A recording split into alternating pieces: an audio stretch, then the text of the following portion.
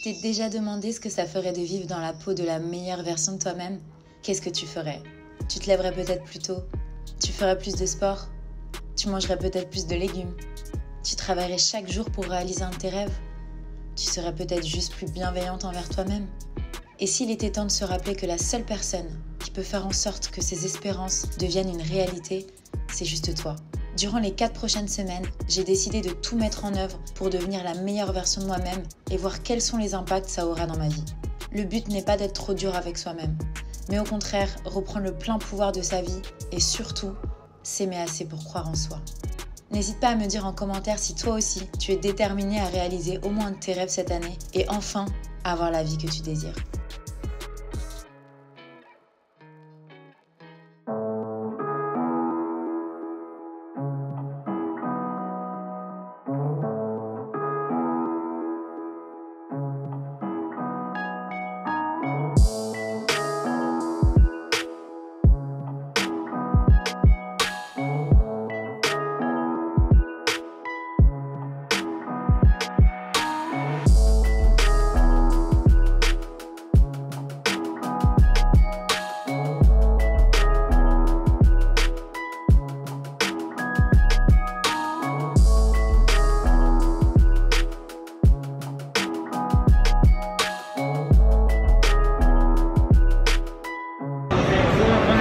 Arrivé, je suis éteinte.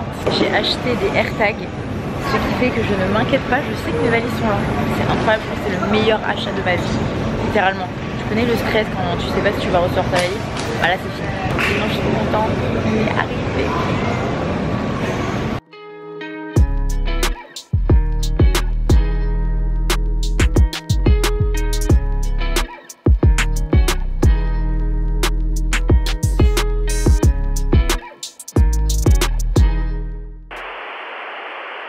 Hello les gars, j'espère que vous allez bien. Bienvenue sur cette nouvelle vidéo. Je suis trop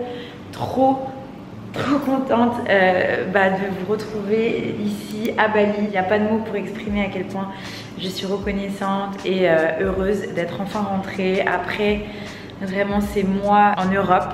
J'ai vraiment kiffé mon été, je me suis mariée, j'ai profité de ma famille, j'ai revu mes amis. Mais voilà, j'avais vraiment un besoin de retourner à ma vie et je pense que c'est normal. Je me sens vraiment mieux ici, ça fait quand même 1 an qu'on est parti.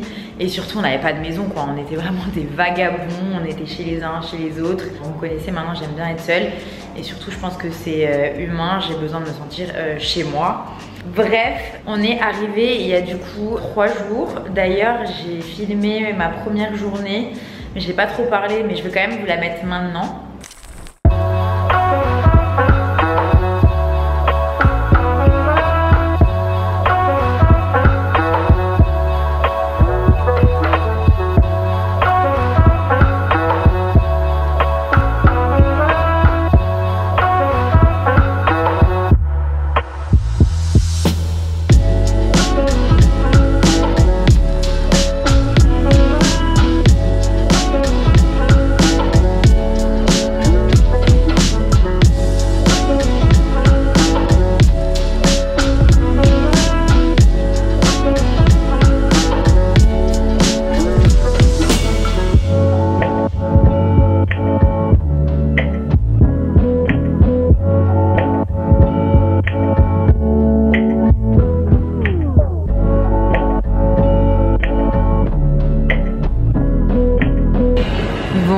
Chez Live, on va faire des petites courses.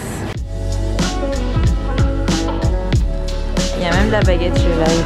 C'est ici que je prends mes fruits congelés normalement pour faire mes smoothies. Mais là, dans l'appart, il n'y a pas de congélateur. Donc ça, franchement, je suis trop deg. Je prends mon yaourt de coco. Il m'a trop manqué. Il est incroyable ici. Et genre, vous avez tous les fromages vegan possibles et imaginables. Je vais aussi prendre mon granola sans gluten, ça c'est la composition. J'adore quand c'est une toute petite compo comme ça.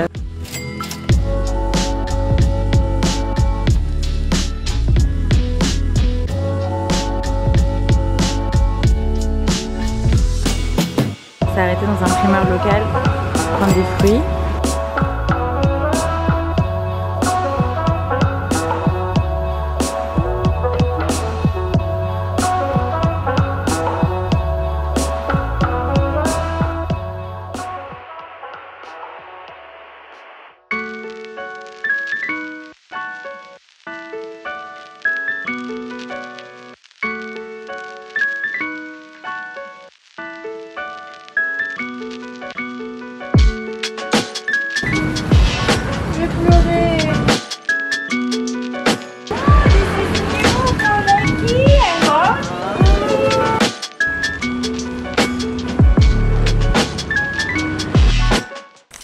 Et donc voilà, comme vous l'avez vu dans le titre de cette vidéo, je vais commencer une série sur comment devenir la meilleure version de soi-même. J'ai vraiment envie de tout mettre en place pour faire en sorte d'atteindre mes objectifs, que ce soit personnel, professionnel. Et je me suis dit que j'allais vous emmener avec moi durant plusieurs semaines et vous encourager à reprendre peut-être votre vie en main ou alors tout simplement qu'on se motive ensemble à atteindre nos objectifs.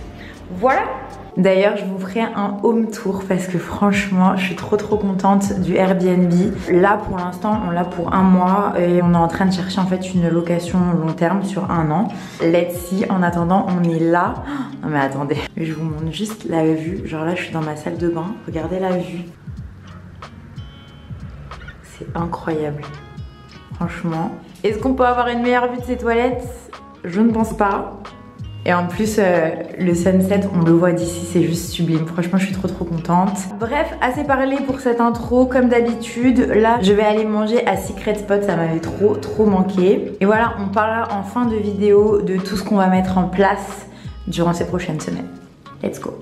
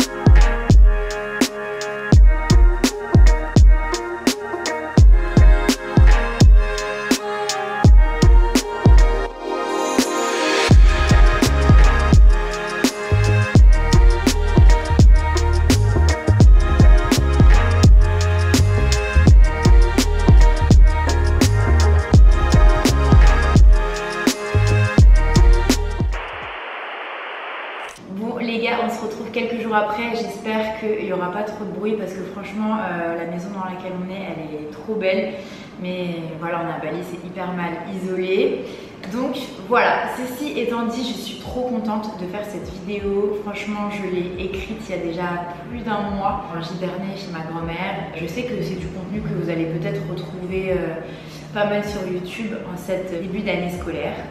Mais vraiment, vous savez que moi, le but de ma chaîne, c'est de partager un maximum ce que je fais, mes expériences. Et peut-être que du coup, ça puisse aussi vous aider et en tout cas vous apporter quelque chose de positif. Donc voilà, du coup, je vais vous énumérer tout ce sur quoi je vais me concentrer durant ces 4 prochaines semaines.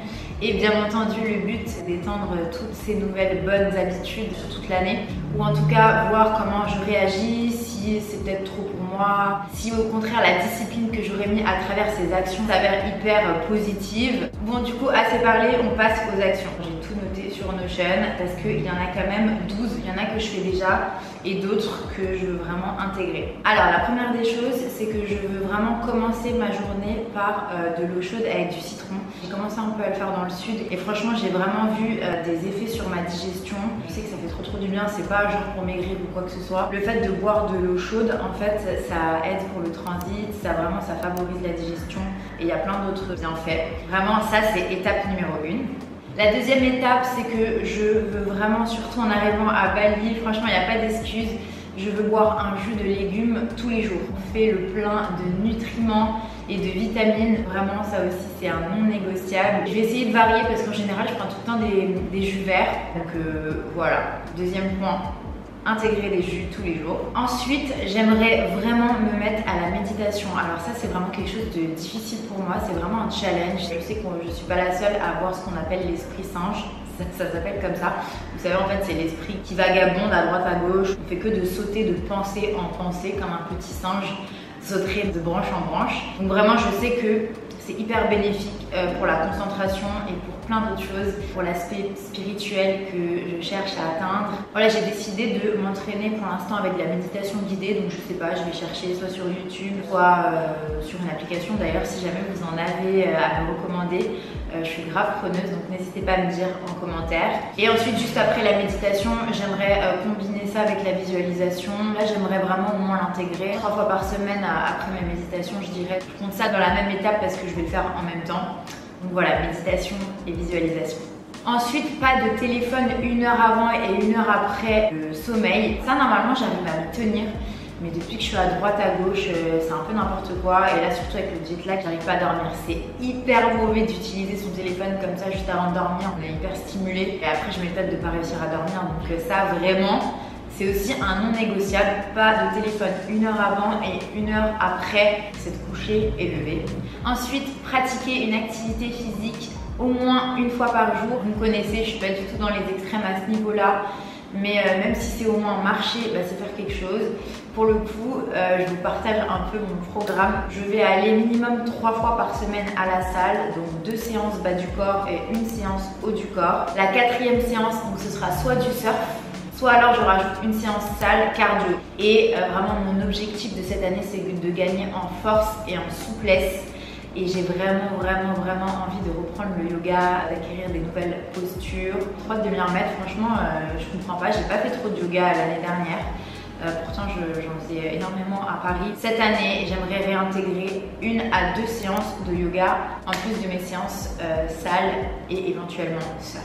J'aimerais aussi vraiment, étant donné qu'on est à Bali les gars et qu'il n'y a pas de trottoir et que c'est hyper difficile de marcher du coup parce que c'est dangereux, parce qu'il fait très chaud, donc je vais pas me mettre 10 000 pas par jour en objectif parce que franchement c'est limite inatteignable ici. Je sais pas comment font les gens mais moi j'ai envie d'être réaliste. Faut être honnête avec soi-même et honnête quant aux objectifs qu'on peut atteindre parce que sinon c'est hyper frustrant. On va dans la dévalorisation et c'est vraiment pas le but. Là on veut s'élever, on veut gagner en confiance en nous et on veut atteindre nos objectifs. On ne veut pas se dénigrer et croire qu'on n'est pas capable parce que vraiment c'est pas vrai. Là je me dis que je vais essayer d'atteindre 6 000 à 7 000 pas par jour, ce qui est déjà très bien.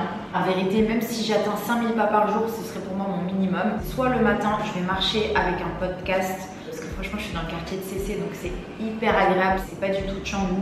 Canggu, il y a un monde pas possible. Je suis trop contente. Je vous en parlerai dans la prochaine vidéo de la raison pour laquelle j'ai bougé un peu de Canggu.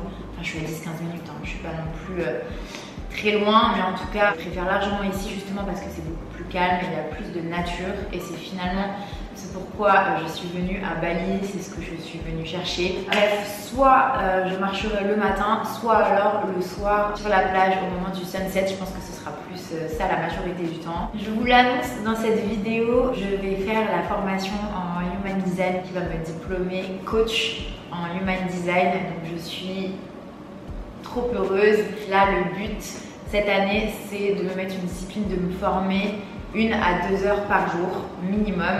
Et si c'est pas dans ma formation d'Human Design, ce sera dans autre chose, dans les énergies, la spiritualité, les chakras, etc. J'ai une tonne de choses à apprendre et c'est vraiment mon objectif aussi cette année, c'est de devenir entre guillemets experte de certains sujets et que je puisse en parler avec assurance. Donc voilà, l'idée c'est de me former minimum 1 à 2 heures par jour.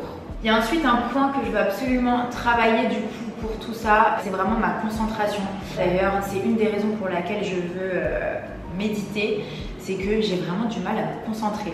Un petit tip, si jamais vous êtes comme moi je vais utiliser la méthode Pomodoro. Pendant 25 minutes, on travaille et on se concentre sur la même tâche. Et comme ça, en fait, on est focus. Parce que moi, j'ai trop tendance à commencer un truc. Et en fait, vu que j'ai tellement de choses à faire dans ma journée, je pense à tellement de choses que je commence un truc. Et après, je fais autre chose. Et après, je commence autre chose. Ah, mais oui, j'ai pensé à ça. Ah, mais oui, c'est vrai que je fasse ça. Et en fait, je m'en sors jamais. Je vais me renseigner s'il y a d'autres méthodes qui font que je pourrais vraiment encore plus m'améliorer entre la méditation et la méthode Pomodoro. Donc voilà, let's see. L'autre point sur lequel je veux me concentrer, c'est être bienveillante avec moi-même. Beaucoup à ne pas l'être assez. J'ai vraiment tendance à avoir le syndrome de l'imposteur, à me sentir pas légitime. Vraiment, ça c'est le truc numéro 1, je ne me sens pas légitime. Je suis tout le temps là à me dire je suis pas ceci, je suis suis pas assez ça, je m'y connais pas assez. Enfin, vraiment, je me donne vraiment plein d'excuses. Alors que j'ai plus de 30 ans, j'ai beaucoup d'expérience dans plein de domaines. De toute façon, je pense que vu que je suis tellement perfectionniste, j'ai besoin de me former, de me sentir experte dans un domaine. Même si je sais au fond de moi que je me sentirai jamais assez experte, j'ai vraiment envie de travailler sur ça. Et de me dire que je suis légitime en fait. Ensuite, toujours pour parler d'organisation, je vais en fait chaque semaine me créer un planning de travail et je vais m'y tenir parce que encore une fois, je suis pas assez disciplinée sur ça et ça, je veux vraiment m'améliorer. Les deux derniers points que je veux aborder, c'est forcément l'alimentation. Vous me connaissez à quel point c'est important pour moi, manger de manière équilibrée et en fait, surtout, j'aimerais essayer de manger le matin. Parce qu'en fait, j'ai une amie naturopathe qui m'a un jour conseillé d'arrêter de faire le jeûne intermittent parce qu'en tant que femme, c'est pas bon pour nous. Il y a des études qui ont été faites et qui ont montré que c'était très bénéfique, mais pour les hommes et non pas pour les femmes. Moi, je remarque que j'ai pas faim le matin, donc je mange quand même le midi. Après, je suis quand même assez fatiguée parce que peut-être que j'ai pas assez d'énergie. Je vais prendre un petit goûter et le soir, en fait, j'ai très faim. Donc en fait, c'est naturel, j'écoute mon corps, mais je me rends compte que c'est pas forcément bien parce que du coup, j'ai pas beaucoup d'énergie durant la journée. Et le soir, je vais aller vers des plats réconfortants, je vais manger des pâtes, des pizzas, beaucoup de glucides le soir et pas beaucoup la journée. Et en fait, je sais qu'il faudrait que je fasse l'inverse, genre que je mange quand même pas mal le matin, le midi et un peu moins le soir pour au contraire avoir de l'énergie la journée et moins le soir pour pouvoir faciliter mon endormissement. Je pense que la chose qui m'irait bien, c'est vu que j'ai pas faim le matin, soit faire des œufs, si j'ai vraiment pas faim, de me faire un smoothie protéiné, je vais aller m'acheter des protéines. Là, je sais qu'il y en a des très bonnes ici, vegan. Voilà, essayer de répartir mes glucides différemment sur la journée. Le dernier point aussi que je veux améliorer du coup, c'est m'instaurer un rythme de sommeil. Ça peut paraître bête, mais en fait ça régule l'horloge biologique et c'est hyper important. Moi, mon objectif dans l'idéal, ce serait 22h30, 6h30. Mais je pense que de manière réaliste, ce serait 23h pour me réveiller à 7h. Moi, si je dors pas 8h, faut pas me parler. Et je pense qu'on devrait tous dormir 8 heures parce que vous savez pas à quel point le sommeil c'est réparateur, régénérateur. C'est hyper important de dormir. J'espère que cette vidéo vous aura plu. Je pense qu'elle était un peu longue, mais vu que ça fait quand même quelques temps que j'avais pas filmé, on va se retrouver toutes les semaines comme d'habitude avec des vlogs, des conseils. D'ailleurs, n'hésitez pas à me dire en commentaire si vous avez des idées de vidéos. De toute façon, je les lis tous. Et donc voilà. Encore merci d'avoir regardé cette vidéo jusqu'à la fin et je vous dis à la semaine prochaine.